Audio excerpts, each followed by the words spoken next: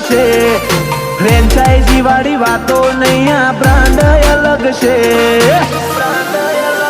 લોકોની જિંદગી તો સદાબહાર છે, લોકોની જિંદગી તો સદાબહાર છે.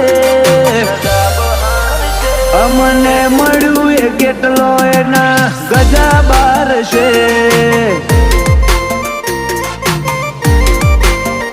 અમને મળ્યું એ કેટલો એના ગજા બાર છે.